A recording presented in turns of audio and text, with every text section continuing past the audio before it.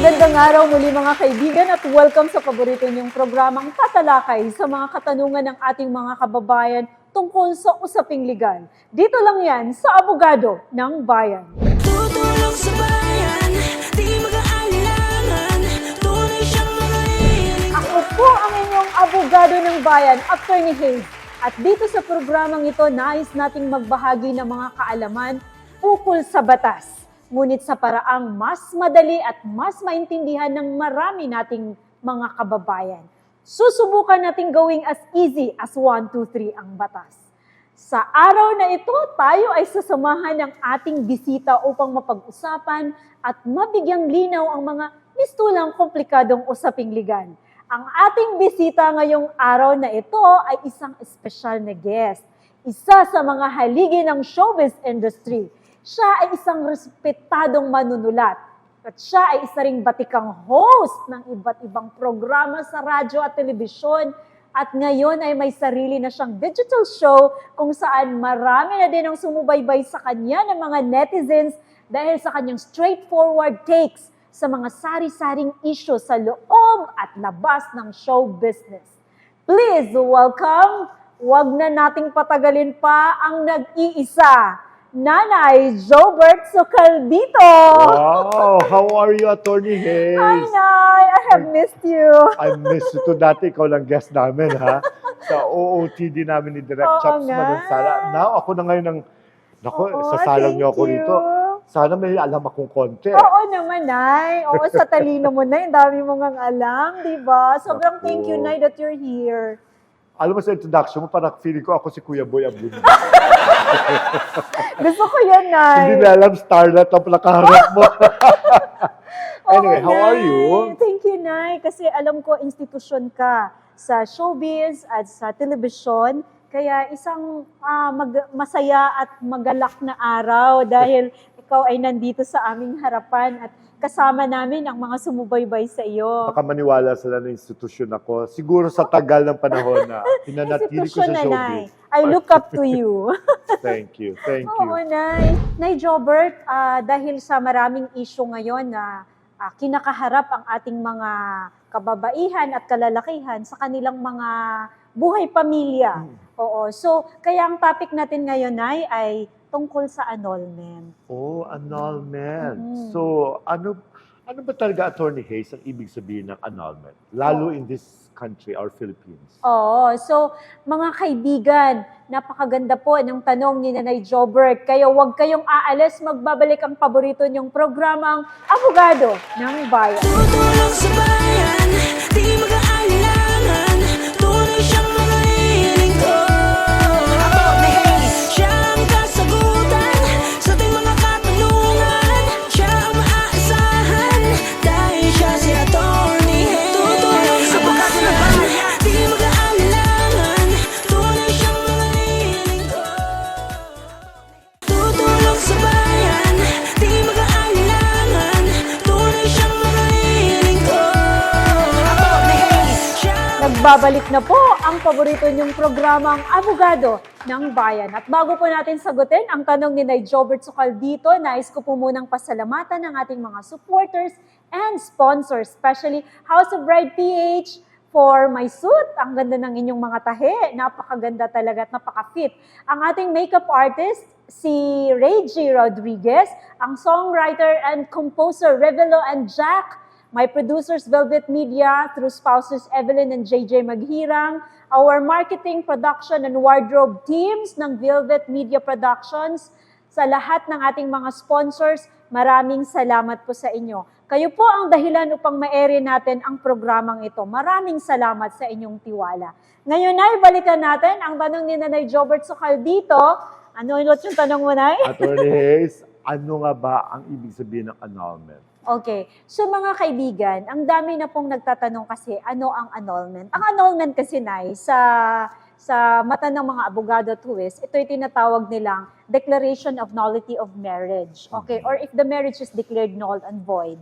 So, absolute nullity ng marriage. Pagpapalawalang bisa ng kasal. So, talagang sa ating mga matanay, sa mata ng batas, wala talagang ibang paraan na maputol ang iyong kasal kundi through annulment or declaration of absolute nullity of marriage. Yun talaga ang pinaka, sa tingin natin, Nay, no, napaka-ordinaryong definasyon ng annulment. Oo. Kasi normal kasi na ginagamit na term, annulment. Pero dapat declaration of nullity of marriage or declaration of absolute nullity of marriage. Pero di ba ang annulment, ang definition talaga ng annulment is that ang kasal was never void. Was never real. Kumbaga, from the very start, it was already null and Null void. and void, yes. Ganun Depende yan, sa ano? grounds, Nay. Depende sa grounds. So, anong ibig sabihin ng mga void marriages? Saan pumapasok yung void marriages? Okay. Ang mga void marriages kasi, Nay, ito yung mga wala talagang bisa na mga kasal from the start. From the start. From the start. Oo, at i-discuss natin, Nay, ang mga yung mga void marriages na simula't simula, wala talagang bisa. Ito yung mga, kunyari, Nay, kinasal ka, below 18 years old. Underage. Underage. Under age of majority. Oo, kasi ang majority age natin 18. Kinasal ka 17. Kahit pa binigyan ng consent ng parents mo, hindi pa rin yun considered. Ay, talaga? Yes. Void pa rin yun. Kung gusto nilang magpa-declare ng nullity ng marriage. Oo. Tapos, yung mga kinasal sila na hindi pala authorized yung nagkasal sa kanila. Okay. Oo. Yung mga, kunyari, pastor, di naman pala siya acknowledged and hindi naman siya legitimate pastor, unless na yung exception nun, akala yung dalawa na authorized siya. Authorized. Tapos yung mga walang lisensya na, general rule yan, except, may exception naman tayo dyan na pwedeng walang lisensya. Pero generally, pag walang license, hindi yun pwede. Tsaka yung nagpakasal ng maraming beses, polygamous marriage. O nagpakasal ng pangalawang beses, bigamous marriage. Void na yun ay from the start. Yes. Okay. Tapos yung mga, by mistake, kunyari, yung pinakasalan mo si Ana, kamukha niya si Stella, example, kambal, di ba? By mistake. By mistake. So, void din yun, Nay. Para bang random marriage. So, akala. So, it was a mistake. Tapos, meron ding mga sumunod na mga kasal, Nay, no? Nakasal na sa una, parang bigamous din. Tapos, nakasal sa pangalawa. Natawa lang ako dun sa by mistake. Baka may nangyayari palang ganyan. Meron, Nay. Talaga? Oo, meron. So anyway, Oo. go Mga ahead. siguro yung mga iba historical na lang, Nay. Ngayon, hindi na-gaano, no? Pero yung mga cases from the past, may mga kasong ganon. Okay. Tapos, meron ding yung kinasal kayo na magkamag-anak naman pala kayo. Oo. So, void din Hanggang yun. saan ba sa magkamag-anak? Hanggang anong? Actually, na hindi naman Kasi- kinlaro ng batas hanggang saan. Basta ma-declare mo na collateral blood relatives kayo, pwede yun masabi natin na Pwede. yung iba, may mga nag-grant hanggang 4th degree of Yes, consanguinity. No? 4th. Usual kasi yung 4th na hanggang 4th. Pero ang na- daming mag-first cousins, no? Second cousins. Actually, option kasi na kung magpa-annul. Kung mapaano sila. Oo. Pero kung wala naman. Pero void naman talaga yon. From the very start. From the very Oo. start. Under the civil code, Nay. Unless meron under kayo sa isang tribo, under kayo sa isang komunidad na hindi naman civil code ang sinusunod, tulad ng Muslims, tulad ng, hindi sila civil code tulad ng mga ibang katutubo na meron silang sariling mga rituals, no? Sa sarili lang nila na magkamag-anak. May sarili silang batas. Yes, sa parang marriage ganon, na, sa sarili nila. Tapos meron din tayong tinatawag na in-laws. Ano ba na yung in-laws? Manugang to, ano ba yun? To Bienan. Bienan at manugang. Oo. At saka yung isa pa, yung sa side na, Bilas at Bilas at Hipag. Hipag, ganun. Basta sila, yung grupo na yun, bawal yun. Okay. So void din yun, bawal din yun. Tsaka yung nag-adapt sa isang bata, tapos nagiging sila. Yung nag-adapt, tsaka yung anak, hindi sila pwede yun. Oo. Tsaka yung mga... That's still considered incestuous. Void. No? Kahit hindi sila magkadugo. But the fact that you adopted a child. Iba naman yung incestuous na kasi may magkadugo. blood yun, Oo. Pero parang... Parang ganun na rin. Pero basta nag-adopt, tapos yung anak, bawal yun. Okay. Tapos yung mga anak ng nag-adopt, okay, yung nag-adopt na may anak. Tapos meron din silang legitimate children yung in-adopt. Parang step adopted. Adopted. Tsaka yung legitimate anak ng adopter, Bawal hindi sila din. pwede. Oo. So bawal sa paras kasi silang anak eh. Yung isa adopted lang, yung isa legitimate na anak. Bawal yung mga Bawal. anak. Okay. Tapos meron din tayo na yung pinatay niya ang kanyang asawa para makapag-asawa siyang muli. Yun, bawal yun. So void yun. Pwedeng i-declare na void yun ng korte. So, at saka yung pinakalas na common na is yung psychologically incapacitated. Okay. So ano Attorney Hayes, ano yung mga like yung ano itong psychological incapacity na nagiging ground for annulment? O mga kaibigan, napaka-common po na ground na fina-file sa annulment ay ang psychological incapacity. Malalim po ito sa mata ng batas dahil walang clear and distinct definition kung ano talaga ang psychological incapacity, no? Hindi naman sinabing baliw, hindi naman sinabing hindi mo talaga kayang gampanan ang iyong ikaw na asawa. But ang sinasabi lang ng batas, ito ay sobrang grabe na, sobrang may basihan sa batas, at sobrang hindi na siya ma-cure. Hindi na siya kayang lutasin ng mabigyang solusyon, medical man or psychological. So kaya yung may mga yung tunay mga qualification, pero yun yung pinaka definition lang ng batas, which is malalim kasi pwede mong bigyang meaning yan sa ibang paraan sa parte naming mga abogado. Pero pwede rin yung may mental health issues. Well, actually, That's part yes. of the Yes. psychological incapacity also. Pwede nating sabihin pero hindi talaga yun. Hindi talaga yun. Hindi talaga Oo. yun. Pero pwedeng gawing Pwede. yun base sa gravity, juridical antecedents, tsaka yung incurability. Incurability. Pero, kung ma-cure pa nung mental disability niya, pwedeng hindi. Pwedeng hindi, oo, pwede. Pero kung incurable nga, tama. Yes. So, marami kasing i-equate ang abogado niya na Kaya Ang yan yung dami, lagi, no? kaya yan yung laging grounds. At saka yung iba talaga, it's easy for them to just say na may psychological capacity. That's why I'm filing this annulment. Yes. Pero ganun lang kasimple para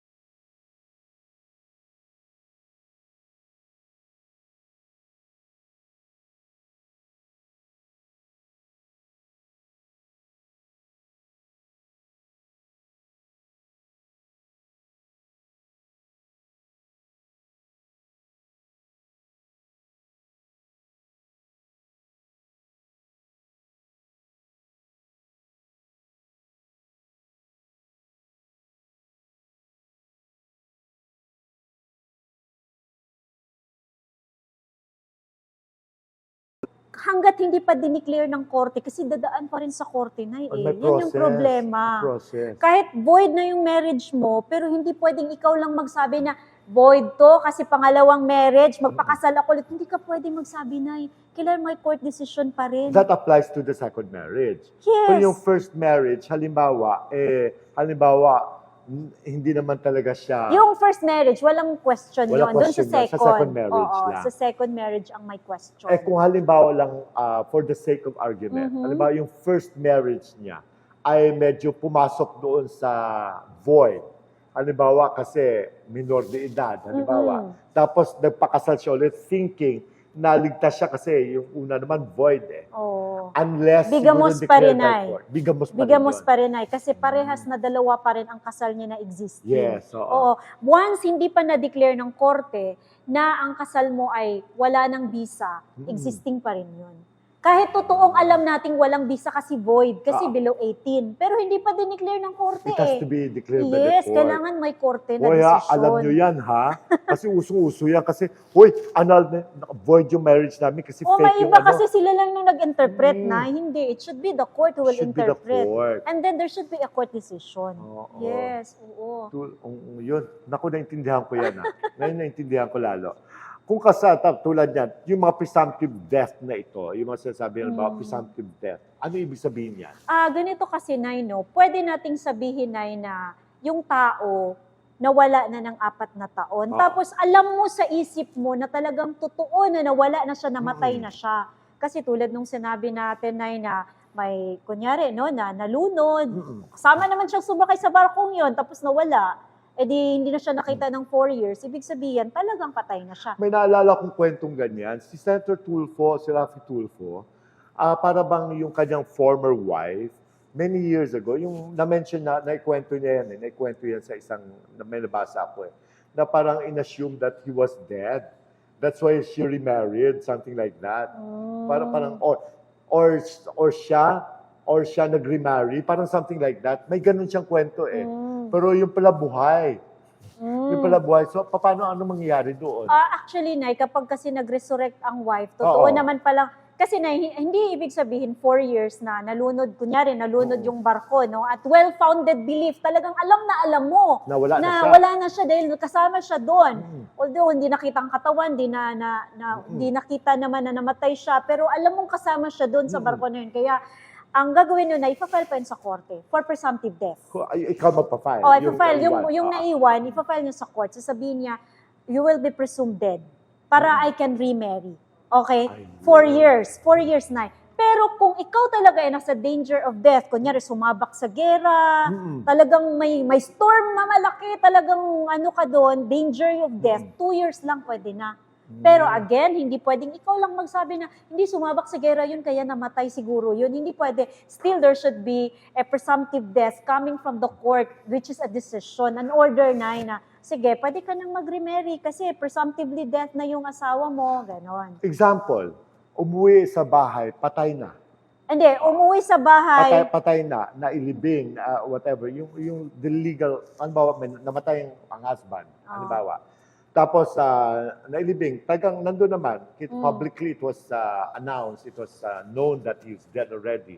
So, cannot she remarry even without the court's decision? Kasi yun naman, automatic yun pagpatay na totoo na, maka-remarry. Pwede, Oo. maka-remarry, kahit Oo. wala ng court Oo, decision. kasi hindi naman presumptive death, real death real yun. death na yan. Pero pag presumptive death, yun Kailangan yung may court sinasabi decision. natin, may court decision. Okay, yun. Naku, ang ganda, ang dami ano yung itong mga voidable marriages? Ano ibig sabihin? Itong mga voidable na, ito yung mga kasal na pwede nating sabihin na pwede sanang walang visa, pero dahil nagsama sila ng 5 taon, mahigit, na-cure na yung defect. Oo. Ito yung mga sinasabi natin walang consent, or insane yung babae, pero after that, alam mong insane, nagsama pa rin kayo. 'Di ba? Tapos yung may fraud, may panloloko, o kaya pinilit ka, ito yun Pinilit Pero ka, nagsama pa rin kayo. pero nagsama pa rin kayo after kang pinilit for For 5 5 years. Yes. Oo. Tapos, hindi ka talaga makakonsume ng marriage ninyo kasi baka ikaw ay ibang gender, ayaw mo ayaw mong galawin yung asawa mo. Pero nagsama pa rin kayo for 5 years. Na-cure pa rin. O kaya may STD siya, pero alam mo, pero nagsama pa rin kayo ng 5 years. Na-cure na yung defect. Voidable to na. Voidable yun. Pero Pagloka. pwedeng mapadeclare mo na itong marriages na to na void, grounds for annulment, pwede mong sabihin yun. Basta hindi pa umabot yung 5 years. Ay, talaga? Kaya umabot ng 5 years? Kasi After 5 years, hindi na pwede? hindi na pwede. So, Kasi na-cure na yung defect. na-cure na yung defect. So, may expiration din, ha? No, doon May sa time voidable. frame. Sa voidable. Ay, naku, ayoko na mag-asawa. Pero ano ang epekto ng pagsasama? Halimbawa, walang kasal. Ano ang epekto ng pagsasama ng walang kasal? Actually, kung pares kayong single, wala naman kayong legal impediment. Ang tawag nun ay pwede na kayong magsama bilang asawa talaga. Tsaka pwede na kayong hindi kumuha ng marriage license, magpakasal. Kung 5 years na kayong nagcohabit, wala kayong legal impediment. Yun ba yung common law? Yes, Yun ba yun? hindi. Ang Hindi, common pag law may kasi asawa. ang common law na hindi kasal, pero meron kasing common law na kasal din ang babae or ang lalaki, lalaki, pero oo. nag-live-in lang. Nag-live-in lang. Oo. So, Pero- kahit hindi na kayo mapakasal, gaano katagal na kailangan nagsasama kayo kahit walang kasal? Na 5 years na wala kayong kasal, na wala kayong, hindi kayo kasal din sa iba.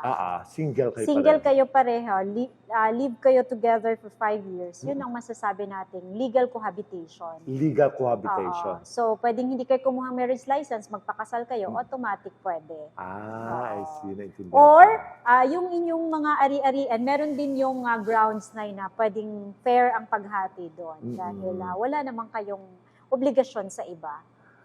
Teka lang, kasi di ba yung PAW office, Attorney Hayes, Di ba? May libre bang annulment sa PAO? Kasi Actually, alam na ko, hindi. mahal eh. Hindi, Nay. Kasi aside from the fact na napakahirap ipanalo ang annulment sa Pilipinas, napaka masalimuot ang proseso, napakatagal, Nay. Tagal nga, di Tagal, ba? oo. How long does it take para sa annulment? Mga 5 years pataas. Kita mo, ang tagal. 4 to 5 At ang years. gastos niya na. How much does it cost? Would you know? May Actually, idea Nay, kanya-kanyang lawyer kasi, Nay, eh. Depende sa law firm, depende sa lawyer. Oo, hindi natin mabigay ang eksaktong amount, Nay, no? Kasi may mga lawyer na medyo hindi ganong sumingil. Pag mahal yata maningil, mabilis eh. Hindi ko masabi yan, Nay, no? Kilala ko. Charot. Korte pa rin. Korte pa rin. Oo. Pero kapag halimbawa after annulment, pwede ba mag-change to single ang status ng isang Ng tao? isang tao. Hindi. Ang lalabas niya doon ay annulled. Annul. Oo. Annulled yung check niya doon kung may mga form. Pero never single. Never single. Never single. Annulled dapat. Annulled, oo. Oh, pero di ba ako kasi Unless yung choices doon walang annulled. Oo. Pero kasi parang feeling ko self-explanatory kasi pag sinabi kasi annulment, ang declaration, ang meaning kasi niya is from the very start, there was no marriage at all. But you were married. But you were married. Yeah, so Oo. hindi ka rin talaga single. So hindi ka rin talaga single. Annulled lang Oo, talaga. ang single kasi hindi talaga dumaan sa kasal. Oo nga, hindi talaga sila dumaan sa kasal. Oo. Attorney Hayes, halimbawa, kung ikaw ang mag-decide, alin ang mas maganda? Annulment or divorce? Actually, kung ikaw naman ay dating Filipino citizen at nag-migrate na sa ibang bansa at citizen ka na doon ka na mag-file ng divorce. Ng divorce. Yes, Nay. Kasi walang divorce mas madali doon. Kaya lang, yung desisyon na yun, dalhin mo sa Pilipinas, ipa-file mo naman to, petition for recognition of foreign judgment, para i-recognize sa Pilipinas and you can remarry. Kasi mas madali yun. Kesa dito ka mag-file ng annulment, napakatagal. Ang tagal. Yes. At saka yung divorce na sa second reading pa lang yata sila, hindi ko pa alam eh. Divorce bill Oo, natin na yata. hindi rin similar sa other country na ganun kabilis. Ah, Dinagdagan iba pa rin. lang yung grounds ng annulment, actually. Parang annulment din siya. Na Yes, pero modified annulment, Oo, modified more or na. less. Yes. So mas preferred mo mag-divorce Divorce na lang. kung foreign citizen Kung foreign ka. citizen. Oo. Kasi Pero, dito pero kung Filipino ka, hindi ka talaga pwede sa divorce. Oo. At sa annulment, no, you have the chance to remarry. Or kung ang pinakasalan mo na ay foreigner, si foreigner pwedeng mag-divorce sa'yo sa ibang bansa. Tapos yung desisyon na yon dalhin mo sa Pilipinas, yun yung i-file mo sa court for recognition ng foreign judgment na divorce. Actually, idadagdag ko lang, parang at least sa annulment kasi, you have the chance to remarry. Unlike sa legal separation, di ba, usok-uso rin dito sa atin legal separation that hiwalay lang kayo, pero actually you cannot remarry. Correct, Nay. No? You cannot remarry Yes. ever. No? Yes, Nay. Oo. Bawal talaga yun. Bawal. Yung iba naman nagpapakonvert sa Islam Oo. para daw maka-get rid of annulment of the Actually, issue. oo, actually Nay, may kaso po ang Supreme Court niyan, malaki versus malaki. Ang ginawa kasi Nay, nagpa-convert sa Islam. Oo. Tapos nung nagpa-convert siya, nagpakasal siyang muli. Sabi niya, Islam na ako eh. Pwede na ako magpakasal kasi hanggang ilan ang asawa yata, namin 4, allowed, 5, di ba? So, ang sabi ng Supreme Court, hindi porke ikaw ay kasal sa civil, tapos nagpa-convert ka sa Islam, hindi ka maka-escape sa bigamy. Oo. Bigamos yung second marriage mo. Yes. Kasi ginawa mo lang scapegoat ang pag-convert sa Papa-Islam, Islam. oo. Yes, kasi may mga gumawa na rin kasi niya noon, Nay, na nalaman din ng korte na yun na pala ginagawa niyo, nagpa-convert kayo para hindi kayo maging criminally liable for bigamy. Ngayon, hindi na pwede. Easy way out. Hindi na pwede. Recent ito, Nay. Yeah. Recent decision nito na hindi ka pwedeng mag-convert sa Islam para matakasan mo ang bigamy. Ang pangalawa mong kasal ay bigamos at ikaw ay criminally liable. Oo. Ang dami na sa showbiz. Yung hindi Islam yung issue ng annulment, yung mga... Oo, diba, Nay. alam mo, nagre-regood doon lang sila. So, parang, alam mo, Yeah. ang problem lang, I'm just wondering, kung bakit nakakalusot ito even if it's publicly known that this person is married to this, tapos wala namang declaration of nullity, pero nakapag-live-in na sa another person. Yung living in, Actually, Nay, kasi, Nay, pag nagpakasal ka sa iba, option kasi nung asawa, legal na asawa, kung mag-file siya o hindi. Wala Oo. kasing ibang makapag-file. Si asawa lang. Ay kung sabi niya, hayaan mo siya. Kapag halimbawa ganyan, hayaan mo siya. But legally, it's still not hindi acceptable. Hindi acceptable. Oo. Pwede niyang filean ng bigamy yung asawa niya dahil nag-asawa ng pangalawa. Oo. Pero hindi pwedeng sabihin natin na ibang tao na lang mag-file. Kasi sasabihin niya, bigamos naman talaga yung second marriage mo. Oo. Hindi pwede. Kasi usong-uso kasi dito sa amin eh. Huwag kayo magalit sa akin ha. Yung totoo lang, real talk. Ang daming kasal. Tapos wala naman nagko-complain kasi pare-pareho lang sila ng flavor. Yung lalaki nakipag-live-in, yung babae nakipag-live-in din. In pari delicto yun na. Ibig sabihin, both of you are guilty of committing a crime. Yes. Okay, so quits. Quits lang. In pari delicto, both of you are guilty. Halimbawa yung isa lang. Unless siguro the other party files a case against adultery or bigamy, pwede mag-work yun. Actually, bigamy na kung nagpakasal. Kung napakasal. Pero kung nagsama lang, Adultery. adultery kung babae ang kasuhan mo. Concubinage kung lalaki. Oo. So, depende sa kanila. Magkasuhan silang dalawa. Pag hindi Kung ikaw si nagkaso, lalaki, Nay, kasuhan kitang concubinage. Ako, kasuhan mo rin ako. Adultery. Paras tayo. Para tayong mga loko-loko na yan. Pero kung Diba? wala nagkaso, wala lang. Wala lang. Oo. Parang ginawa na rin kasi ng iba yan, Nay, na hayaan na lang. Diba? Hayaan na lang. Pero, pwede pa rin anytime magkaso. Uminit bigla yung ulo ng isa. Yes, oo. Bago Pwede. isip, Pasok oo. na pasok, Pasok. sa krimen. Kapag ganun ba, gaano katagal ang imprisonment? Actually, Nay, kapag concubinage, mas mababa. Kapag adultery, mas mataas. Kasi laging lamang ang mga lalaki, sila ang majority na gumawa ng batas sa Congress. Kaya medyo mababa kung concubinage at mahirap ang patunayan. Pero ang adultery, napakabilis patunayan, mas mataas pa ang imprisonment. Napaka-complicated din pala, no? Yes, Complicated. Nay. But it's clearer that you explained it to us.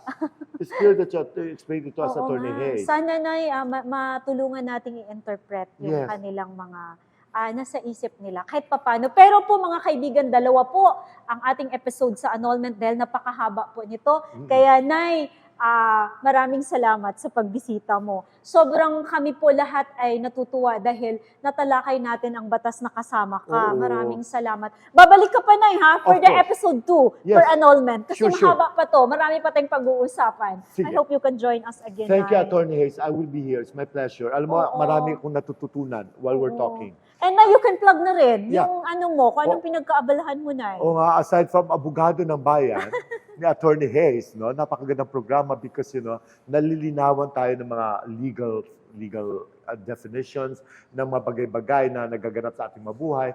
Naku, pag may chance naman kayo, silipin nyo naman ang aming vlog sa YouTube. Kami na aking partner, aking mahal na anak na si Direk Chaps Manansala, ang OOTD, Oras ng Opinion, Talakayan at Diskusyon. Yun naman, medyo showbiz ng konti. And slightly some political matters. Pero we are here mga thrice a week. Panoorin nyo po. Silipin nyo po ang OOTD dito sa YouTube. At nandun kami, anak, thrice a week. Thank you very much. Thank you very Thank much, you. Nay. At mga kaibigan, susunod na po nating sagutin ang inyo naman pong mga katanungan na pinadala sa ating Facebook page. Muli po, hanapin nyo lang ang Abogado ng Bayan with Attorney Hayes and you can send your message directly sa ating page. Kami po ay pipili ng mga katanungan at amin pong sasagutin. Dito lang yan sa ating programa. Kaya huwag kayong aalis, magbabalik po ang inyong paboritong programang Abogado ng Bayan. Tutulong sa bayan, di mag-aalinlangan. Tunay siyang mga lingkod. Atty. Hayes, siya ang kasagutan sa ating mga katanungan. Siya ang maaasahan dahil siya si Atty. Hayes. Tutulong sa bayan, di mag-aalinlangan. Tunay siyang mga lingkod. Tutulong sa bayan, di mag-aalinlangan. Tunay siyang mga lingkod. Alright, nagbabalik kayo inyong paboritong programa, ang Abogado ng Bayan. Ako muli si Attorney Hayes at sasagutin ko na ang inyong mga katanungan na pinadala sa ating official Facebook page. Ang unang tanong ay, Attorney Hayes, pwede ba ipalagay na lang na patay na daw kapag 4 years nang hiwalay? Paano po yon? Mga kaibigan, kapag kayo po ay kasal at hindi naman totoong patay na ang iyong asawa, kahit 4 na taon kayong naghiwalay, hindi po pwedeng ipalagay na lang na 4 years ng patay. Hindi po pwede na mag-presume kayo na patay na. May exception po ang batas dyan, okay? Pero hindi po dahil hindi nyo na nakita ng 4 na taon at hiwalay na kayo ng 4 na taon ay ipalagay na lang na patay na. Okay, next na tanong. Attorney Hayes, may asawa ako 2006 at 1 year lang kami naghiwalay na simula nung kinasal kami. Now, may kinakasama na ako at gusto na magpakasal ulit. Valid ba yung kasal namin? Medyo naguluhan ako. May asawa daw siya nung 2006. 1 year lang daw sila, nagkahiwalay na. Tapos ngayon, may bago siyang kinakasama, gusto na daw siyang magpakasal. So siguro inisip niya, ang tagal na nung 2006, no? At ngayon ay 2024 na. So inisip niya, ang tagal na, baka pwede nang magpakasal ulit. Valid ba daw yun? Of course not. Isa lang ang paraan na pwede kang magpakasal muli. Kung hindi man patay na ang iyong asawa, ito ay nagpa-annul na kayo or na-declare na ng korte na absolute nullity ang inyong marriage o it is null and void. Wala na pong ibang paraan. Okay. Next na tanong, Attorney Hayes, paano po kung gumawa na lang ng separation letter para mag-agree na kami sa paghihiwalay? Pwede ba kaming gumawa noon na wala na lang abogado? Hindi po pwede yan. Ilang beses na po nating sinabi yan sa ating mga manonood sa telebisyon man o sa social media, pati na rin sa ating mga kliyente sa totoong buhay na hindi po valid ang gumawa ng separation letter or any kinds of agreement na naghiwalay na kami, wala na kaming pakialamanan, hindi po pwede yan. Kasi hindi po yan valid sa mata ng batas. At anytime po, pwede kayong balikan ng iyong asawa para kasuhan ng concubinage or adultery. Kasi sa totoo, sa mata ng batas, kasal pa rin kayo. Kahit may agreement kayo, hindi po kasi valid yung agreement nyo. O yung tanong mo dito, separation letter. Hindi po yun valid. Okay? Next question. Attorney Hayes, may certification ba ang kasal na null and void? O wala pong certification na null and void ang kasal? Kasi ang pwede lang pong mag-declare ng null and void ay ang korte after ka nag-file ng declaration of absolute nullity of marriage or declaration na ang marriage nyo ay void ab initio. Other than that, wala na pong iba. Hindi po pwedeng magsabi ka na, mag-certify ka nga dito na null and void na yung kasal, hindi po pwede yon. Alright? Next question. Attorney Hayes, nag-file ang asawa ko ng annulment na wala naman akong alam. Siya naman ang nakiapid sa ibang lalaki. So, parang ibig mong sabihin dito, no, ang asawa mo babae at nag-file ng annulment na wala kang alam. Pero siya naman ang nakiapid. Actually kasi ang annulment, hindi naman sinasabi kung sinong nakiapid. Sino yung hindi nakiapid, siya lang yung pwedeng mag-file or hindi mag-file. Hindi po, wala pong ganon. Kahit sino sa inyo pwedeng mag-file. Wala pong requirement ang batas na yung hindi guilty na spouse ng pakikiapid, ayun lang ang mag-file. Okay? Walang ganong requirement. So, hayaan mo na mag-file siya. Pero ang sabi mo kasi wala kang alam. So, malalaman mo rin yan kasi papadalhan ka rin ng summons ng korte. Okay? Next question. Attorney Hayes, nakatanggap ako ng desisyon ng korte na annulled na ako. Di naman ako nag-appear sa court at di naman ako dumaan sa hearing. Mga kaibigan at mga kababayan, meron pong minsan mga kliyente na lumapit sa atin dahil may mga kabulastugang nangyayari. Bigla na lang pong may dumating na desisyon ng korte na sila ay annulled na pero hindi naman sila nag-appear sa korte. Hindi rin nila alam na ang kanilang asawa ay nag-file ng annulment. I-check nyo pong mabuti sa korte kung ano pong desisyon dyan. May nakalagay po na court, anong branch at saang lugar. Pumunta kayo doon. Tingnan nyo kung totoo bang nag-grant o kaya may desisyon na gano'n na annulment. Kasi kung wala, peke pala yun. So puntahan nyo po ang korte na yon, ang branch na yon, at i-verify nyo kung totoo nga ba tong desisyon na to. Ipakita nyo yung pinadala sa inyong desisyon. Okay? At titingnan nyo mabuti kung ito ba ay legit o ito ba ay scam. Baka naman pinalabas lang ng asawa mo na annulled na kayo para humiwalay ka na. pero hindi naman pala totoo. Okay? Next question. Attorney Hayes, posible ba na mag-grant ang annulment kahit walang participation ang other party? Okay, recently, may desisyon ang korte, no? Isa sa mga kliyente namin, of course, di ko pwedeng sabihin, na deny ang kanyang annulment dahil hindi lumabas at pumunta at nag-participate ang kanyang asawa. So, ni minsan, hindi pumunta sa hearing. So, in-interpret yun ng korte na may collusion, na may pag-uusap, na may pag-a-agree na, uy, huwag ka nang pumunta para may grant ang annulment.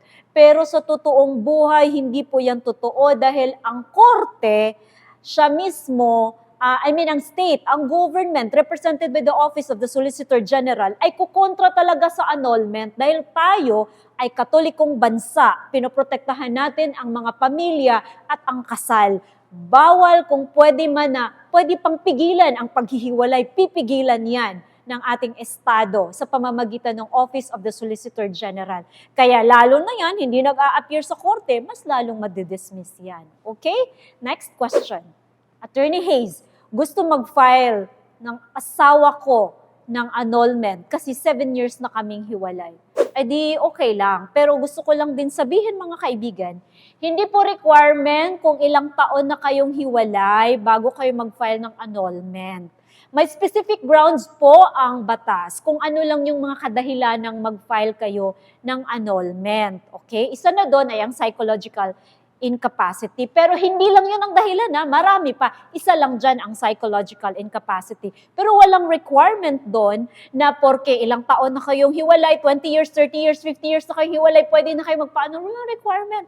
Kahit 2 months na kayong hiwalay, kung gusto mong mag-file ng annulment, you can do so. So, pwede kayong mag-file kahit ilang buwan or ilang taon lang kayong hiwalay. Wala pong requirement kung ilang taong hiwalay. Okay? Next question. Attorney Hayes, nagpakasal po kami, attorney, ng kinakasama ko. Late ko na po nalaman, nakasal na pala siya sa una. Naghiwalay din kami. O so ano ngayon ang tanong mo, madam or sir?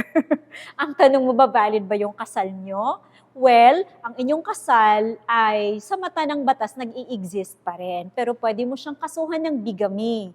Ang bigamy ay isa sa mga grounds na pwede mong i-file ang annulment nyo. Kasi kasal na pala siya sa una. Ibig sabihin, ang kasal mo sa itong pangalawa ay bigamos. Bawal, isang krimen ang pagpakasal ng pangalawang beses na hindi pa na-annul or na-declared null and void ang inyong unang kasal.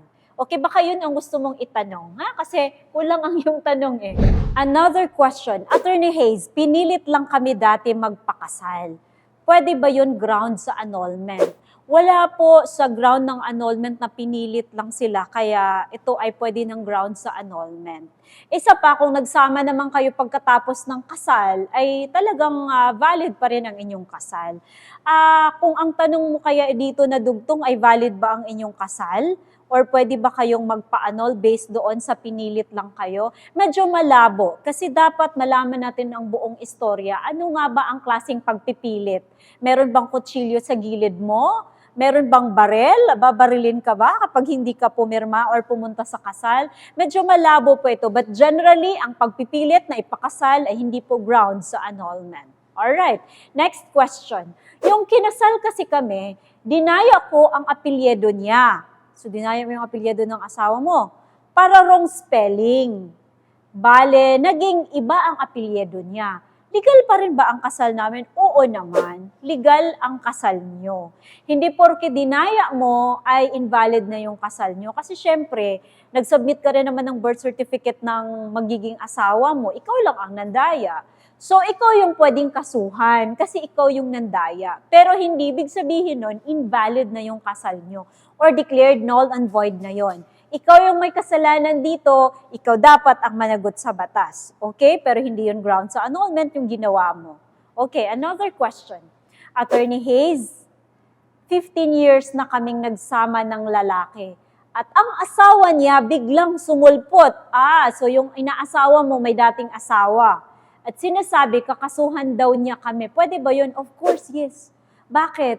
Kasi kasal pa siya sa una eh. Kahit naman hiwalay na sila ng 15 years na kayo nagsama, Kahit 15 years na kayong nagsama, pero hindi pa siya annulled, sa mata ng batas, again, siya ay kasal pa rin. O biglang sumulpot yung asawa niya, kakasuhan kayo, pasok, pasok na pasok. Pwede kayong kasuhan ng, kung lalaki ito, concubinage. Kung babae itong kinakasama mo ay, nagsama kami ng lalaki. So, lalaki ito, pwede kang kasuhan ng concubinage ng asawa ng lalaki. So, ito ay sapol sa batas na krimen na concubinage kasi yung lalaki ay kasal sa iba. Okay, another question. Attorney Hayes, kailangan ba ako umuwi sa Pilipinas para ako mag-file ng annulment or pwede special power of attorney na lang? O kailangan kang umuwi? Kasi ang pag-file ng kaso ay personal. Hindi naman pwedeng utusan mo na lang yung iyong kapitbahay o yung tita siya ang mag-file ng annulment para sa'yo. Hindi po pwede yon. Dapat ikaw. Kasi personal knowledge at ikaw ang involved na partido para sa annulment. Hindi pwede ang special power of attorney. I hope klaro po yan. Next question. Attorney Hayes, paano kung divorce na ako sa ibang bansa?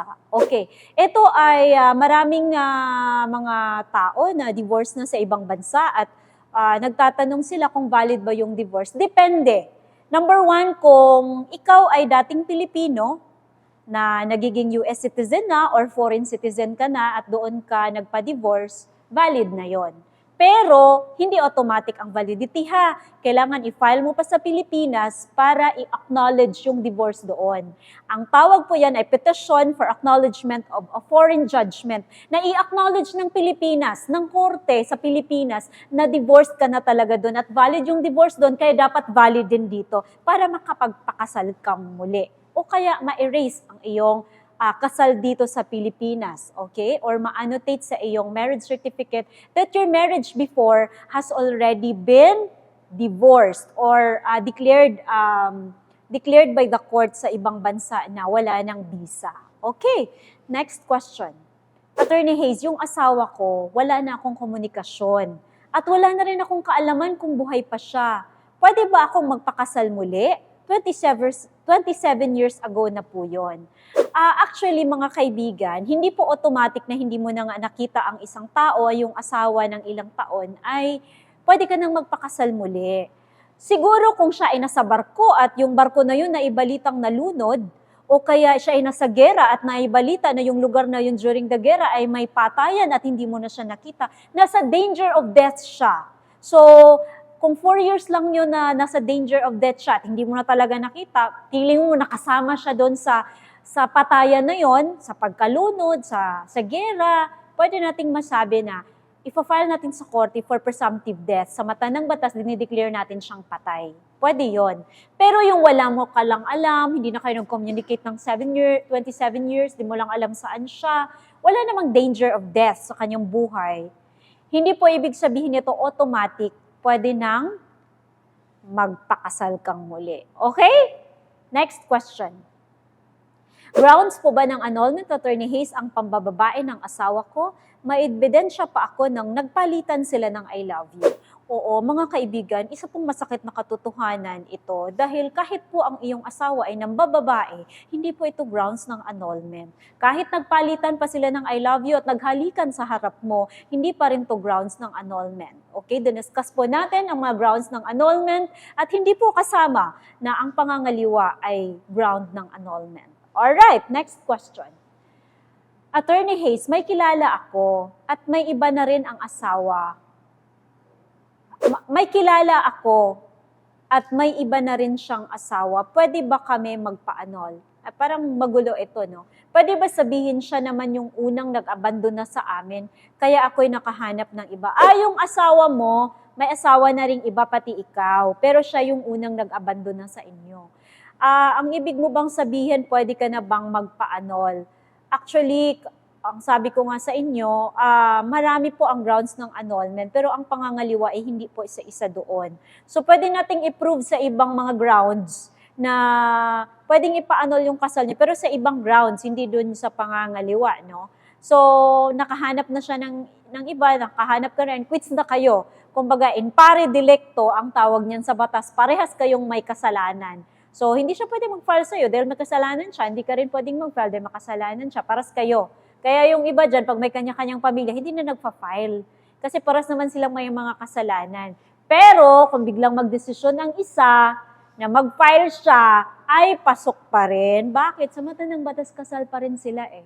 Kaya pwede pa rin siyang mag-file. Whether adultery or concubinage, kung sino man ang mag-file, ay pasok pa rin ito sa krimen ng adultery or concubinage. Alright! Mga kaibigan, ang dami niyo pong tanong. Pero mga kaibigan at mga kababayan, kung hindi niyo man kayang panindigan ang kasal, ay huwag nang magpakasal. Huwag nang magpakasal para saktan lang ang isa't isa. Huwag nang magpakasal kung hindi naman handa sa hamon ng buhay may asawa. Huwag magpakasal kung hindi ka matibay bilang haligi o ilaw ng tahanan. Huwag nang magpakasal para sa susunod na mga taon ay magpawalang bisa lang din ang inyong kasal. Isang malaking hamon ang pagpapakasal. Hindi biro ang pumasok sa isang obligasyon at sitwasyon na mahirap ng takasan. Be strong kung ikaw ay mag-aasawa.